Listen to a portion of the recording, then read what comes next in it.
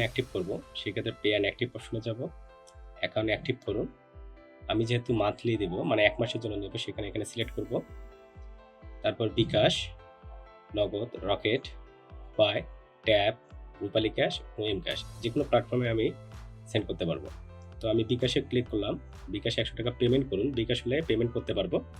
নগদ হলে send money, নগদে সেন্ড মানি করুন। রকেট হলে সেন্ড মানি করুন। উপায় হলে সেন্ড মানি করুন। ট্যাপ হলে সেন্ড মানি করুন।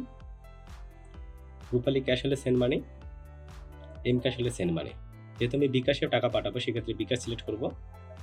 বিকাশে 100 টাকা কি করব, পেমেন্ট করব। তো আমি কি করব, এখন মোবাইল অ্যাপে যাব।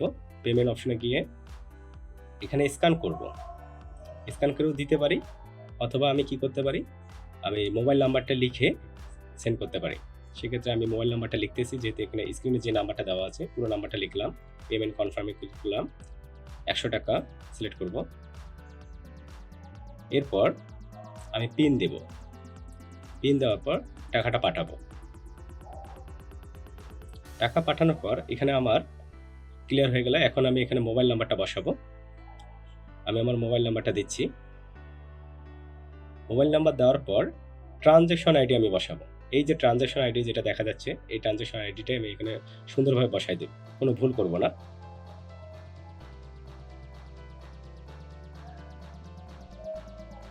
ট্রানজ্যাকশনটি বসা শেষ। এখন আমি সাবমিট ট্রানজ্যাকশনে ক্লিক করব। সাবমিট ট্রানজ্যাকশনে বসার পর কিছুক্ষণের মধ্যে অ্যাকাউন্ট অ্যাক্টিভ হয়ে যাবে।